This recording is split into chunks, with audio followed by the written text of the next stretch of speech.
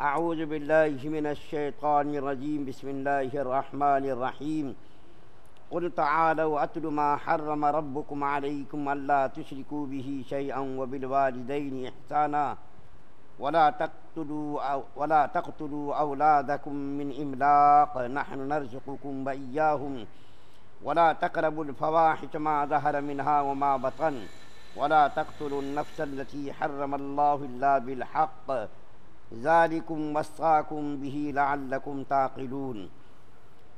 یہ آیت کریمہ سورہ انعام کی 152 نمبر کی ہے۔ آج چوتھا دن ہے یہ آیت کریمہ تلاوت کی گئی ہے۔ اس آیت کریمہ میں جو چیزیں حرام کی گئی ہیں ان میں سے چوتھی چیز آج بیان کی جا رہی ہے۔ اس سے پہلے آپ کے سامنے بیان کیا گیا تھا کہ اللہ تعالیٰ نے شرک کو حرام قرار دیا ہے اور والدین کی نافرمانی کو بھی حرام قرار دیا ہے۔ اولاد کو رزق کے خوف کے ڈر سے، یعنی رزق کہاں سے کھلائیں گے ہم، خوف سے اولاد کو قتل کرنے کو منع کیا ہے، حرام قرار دیا ہے۔ چوتھی چیز جو یہاں بیان کی جا رہی ہے وہ ظاہر ہو یا خفیہ ہو، کسی بھی طریقے کی بے حیائی کو اللہ تعالیٰ نے حرام قرار دیا ہے، چاہے وہ باطنی یعنی ظاہری بے حیائی ہو یا باطنی بے حیائی ہو۔ ظاہری بے حیائی سے مراد یہ ہے کہ انسان جو ہے ظاہری طور پر کھلم کھلا گناہ کرے، جیسا کہ ہاتھ آنکھوں کا گناہ، زبان کا گناہ، پیروں کا گناہ، اس کو بعض مفسرین نے ظاہری گناہ کہا ہے۔ اور باطنی گناہ یعنی خفیہ گناہ جو دل سے متعلق ہے، یعنی حسد کا، کینہ کا، کپٹ کا، بری سوچ کا، برے خیال کا، یہ کیا باطنی گناہ ہے۔ اللہ تعالیٰ نے بے شرمی کو، بے حیائی کو بھی حرام قرار دیا ہے۔ اللہ تعالیٰ کو حیا بڑی پسند ہے، چنانچہ حدیث شریف کے اندر آتا ہے کہ اللہ تعالیٰ ان مسلمانوں کو عذاب دیتے ہوئے شرماتا ہے، شرم آتی ہے اللہ کو۔ بتائیے کتنی بڑی بات ہے۔ اللہ تعالیٰ فرما رہے، اللہ کے رسول صلی اللہ علیہ وسلم نے فرمایا ان بوڑھے مسلمانوں کو جس کی داڑھی سفید ہو گئی ہو اور جس کے سر کے بال سفید ہو گئے ہوں، ان کو عذاب دیتے ہوئے اللہ کو شرم آتی ہے۔ لیکن انسان اتنا ناشکرا ہے، انسان اتنا بے حیا ہے کہ انسان کو گناہ کرتے ہوئے شرم نہیں آتی ہے، حیا نہیں آتی ہے۔ اللہ کو عذاب دیتے ہوئے شرم آتی ہے، حیا اللہ کو آتی ہے، لیکن انسان اتنا ناشکرا اور اتنا پاپی ہے کہ انسان کو گناہوں سے، اللہ کی نافرمانی کرنے سے شرم نہیں آتی ہے۔ اصل میں یہ آیت کریمہ اس پس منظر میں نازل ہوئی ہے کہ کفار کو حیا اور شرم نہیں تھی۔ کفار بے شرمی، بے حیائی کے ساتھ زندگی گزارتے تھے۔ بے حیائی، بے شرمی کا یہ عالم تھا کہ ایک ایک عورت کئی مردوں کو رکھتی تھی، اور اگر کسی عورت کو خوبصورت بچے کی طلب ہوتی تھی کہ فلاں آدمی خوبصورت ہے، اس کے بعد میں جاؤں گی، رات بسر کروں گی تو اس سے جو ہے خوبصورت بچہ ہوگا، تو وہ لوگ اس کو بھی جائز سمجھتے تھے، اچھا سمجھتے تھے۔ تو اللہ تعالیٰ نے بے حیائی کو، بے شرمی کو حرام قرار دیا۔ یہاں تک جاہلیت کے زمانے میں دستور تھا کہ لوگ خانہ کعبہ کا ننگا طواف کرتے تھے، اور یہ کہتے تھے کہ ان کپڑوں میں جس کو ہم استعمال کرتے ہیں، اسی کپڑے میں ہم بیوی کے پاس جاتے ہیں اور گناہ کرتے ہیں، اس کو غلط سمجھتے تھے کہ ان کپڑوں میں خانہ کعبہ کا طواف کیا جائے، کہ جن کپڑوں میں ہم بیوی کے پاس جا رہے ہیں یا گناہ کر رہے ہیں، ان کپڑوں سے خانہ کعبہ کا طواف کرنا وہ لوگ عار اور شرم سمجھتے تھے۔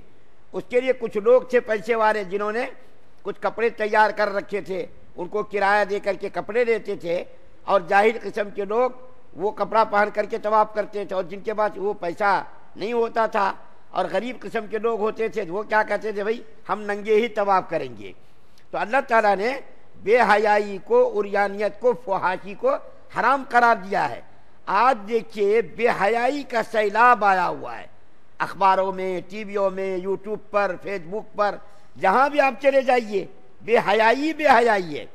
لیکن آپ کو میں قرون اولیٰ کے کچھ مسلمانوں کے حالات بتاتا ہوں کہ اللہ تعالیٰ نے ان کے دلوں کے اندر کتنی حیا اور کیسی شرم اللہ نے ان کے دلوں کے اندر پیدا کی تھی۔ مثال کے طور پر حضرت عثمان غنی رضی اللہ تعالیٰ عنہ، یہ تو مرد تھے، مرد کے اندر ذرا حیا کم ہوتی ہے، عورتوں کے اندر حیا زیادہ ہوتی ہے، لیکن حضرت عثمان غنی رضی اللہ تعالیٰ عنہ ایسے تھے جس کے بارے میں کہا گیا کامل الحیاء والایمان، ایمان کے اعتبار سے، حیا کے اعتبار سے بالکل کامل تھے۔ بہت سارے کفار اس زمانے میں نہاتے تھے کھلم کھلا ننگے ہو کر کے باہر، لیکن حضرت عثمان غنی رضی اللہ تعالیٰ عنہ اسلام قبول کرنے سے پہلے بھی یہ کبھی ننگے ہو کر کے نہیں نہاتے تھے، بدن کھول کر کے، ننگا ہونا سطر کھول کر کے نہانا تو دور کی بات، کپڑے نکال کر کے بھی سر عام نہیں نہاتے تھے۔ یہاں تک کہ ان کے بارے میں آتا ہے غسل خانے میں بھی جہاں پردہ ہوتا ہے، جہاں آڑ ہوتی ہے، کوئی دیکھنے والا نہیں ہوتا، وہاں بھی حضرت عثمان غنی رضی اللہ تعالیٰ عنہ بے ستر ہو کر کے غسل نہیں کرتے تھے۔ ستر کو کھولنا ان کی حیا کے خلاف تھا، یہ بالکل وہاں بھی کپڑے پہن کر کے غسل کرتے تھے۔ اللہ نے اس کو اتنی حیا دی تھی کہ ان کی حیا کے بارے میں خود اللہ کے رسول صلی اللہ علیہ وسلم نے فرمایا۔ ایک مرتبہ حدیث شریف کے اندر واقعہ آتا ہے، ایک مرتبہ اللہ کے رسول صلی اللہ علیہ وسلم گھر کے اندر بیٹھے ہوئے تھے، ذرا پیر پھیلا ہوا تھا اور لنگی ذرا اوپر کو تھی، ستر عورت کھلا نہیں تھا، نبی کے اندر حیا ہوتی ہے۔ ایک بات اور یاد آگے پھر یہ واقعہ پورا کروں گا۔ 4 چیزیں تمام نبیوں کی سنت رہی ہیں، 4 چیزیں تمام نبیوں کی سنت رہی ہیں، ان میں سے ایک تو ہے مسواک، دوسری چیز کیا ہے عطر خوشبو، تیسری چیز کیا نکاح، اور چوتھی چیز کیا ہے حیا۔ یہ 4 چیزیں تمام نبیوں کی سنت رہی، تمام نبیوں کے اندر کامل حیا تھی، تمام نبی خوشبو کا استعمال کرتے تھے، تمام نبی جو ہے مسواک کرتے تھے، تمام نبی جو ہے نکاح کرتے تھے۔ 2 نبیوں کے علاوہ تمام نبیوں نے شادی کی۔ حضرت عیسیٰ علیہ السلام آئیں گے آسمان سے دوبارہ قرب قیامت، قیامت کے قریب آئیں گے، نکاح کریں گے، اولاد ہوگی، نبی کریم صلی اللہ علیہ وسلم کے قریب میں جگہ ہے، وہاں ان کی قبر بنے گی۔ ایک نبی ہے حضرت یحییٰ علیہ السلام، حضرت یحییٰ علیہ السلام نے نکاح نہیں کیا، شادی نہیں کی۔ صرف یہ 2 نبی ہیں جنہوں نے شادی نہیں کی، اور حضرت عیسیٰ علیہ السلام آسمان پر تشریف لے گئے لیکن بعد میں نکاح کریں گے۔ صرف ایک نبی ہے جنہوں نے نکاح نہیں کیا، باقی 1,24,000 کم و بیش نبیوں نے نکاح کیا، شادیاں کی۔ تمام کے تمام باحیا قسم کے لوگ تھے، بے حیا نہیں، باحیا۔ تمام نبیوں کو حیا اللہ نے دی تھی، تمام نبی مسواک استعمال کرتے تھے، خوشبو استعمال کرتے تھے، نکاح کرتے تھے، تمام نبیوں کی سنت ہی طریقہ رہا۔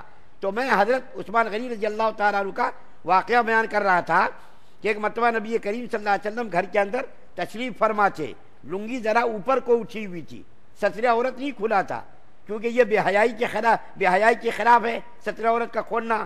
حضرت ابو بکر صدیق رضی اللہ تعالیٰ عنہ تشریف لائے، اجازت چاہیے، اللہ کے رسول صلی اللہ علیہ وسلم نے اجازت مرحمت فرما دی، آئے، اللہ کے رسول صلی اللہ علیہ وسلم لیٹے رہے، آپ نے حرکت نہیں کی۔ اس کے بعد حضرت عمر فاروق رضی اللہ تعالیٰ عنہ آئے، جب بھی آپ اسی طریقے سے لیٹے رہے، آپ نے اپنی حیت نہیں بدلی، اسی طریقے سے لیٹے رہے۔ اس کے بعد حضرت عثمان غنی رضی اللہ تعالیٰ عنہ تشریف لائے تو اللہ کے رسول صلی اللہ علیہ وسلم ذرا کپڑے کو لپیٹ کر کے ٹھیک ٹھاک کر کے اٹھ کر کے بیٹھ گئے۔ تو صحابہ کرام نے پوچھا یا رسول اللہ، حضرت ابوبکر صدیق آئے، حضرت عمر فاروق آئے، آپ اسی حیت میں لیٹے رہے، آپ نے حیت نہیں بدلی، آپ اسی طریقے سے لیٹے رہے، ذرہ برابر کوئی تغیر اور تبدیلی نہیں آئی۔ اور حضرت عثمان غنی رضی اللہ تعالیٰ عنہ آئے تو آپ نے جو ہے اپنے کپڑے کو ذرا ٹھیک ٹھاک کر لیا، آپ نے حیت بدل لی اور حیت میں تبدیلی آپ لے آئے۔ تو اللہ کے رسول صلی اللہ علیہ وسلم نے فرمایا، جس آدمی سے اللہ اور اس کے رسول، اللہ اور فرشتے حیا کرے، اس سے میں کیوں حیا نہ کروں؟ اللہ کے رسول صلی اللہ علیہ وسلم فرما رہے کہ اللہ تعالیٰ اور فرشتے بھی حیا کر رہے ہیں، میں کیوں حیا نہ کروں؟ آپ کو میں 2 واقعات اس وقت بیان کرتا ہوں، جس کے بعد 2 یا 3۔ ایک صحابیہ کا واقعہ ہے کہ ان کا بیٹا کسی میدان جنگ میں شہید ہو گیا، اس کو بتایا گیا کہ تیرا بیٹا میدان جنگ میں شہید ہو گیا۔ وہ عورت دوڑتی ہوئی آئی اپنے بیٹے کو تلاش کرنے کے لیے، لیکن بالکل کپڑے سے ڈھک کر کے آئی، ذرہ برابر بھی بے نقاب نہیں ہوئی، چہرے کو نہیں کھولا، بلکہ پورے چہرے کو، ہاتھوں کو، پیروں کو، سب چیز کو ڈھانک کر کے آئی اور آ کر کے اپنے بیٹے کو تلاش کرنے لگی۔ تو کسی نے کہا کرے تیرا جوان بیٹا انتقال کر گیا اور ابھی بھی تیرے چہرے سے نقاب نہیں ہٹا؟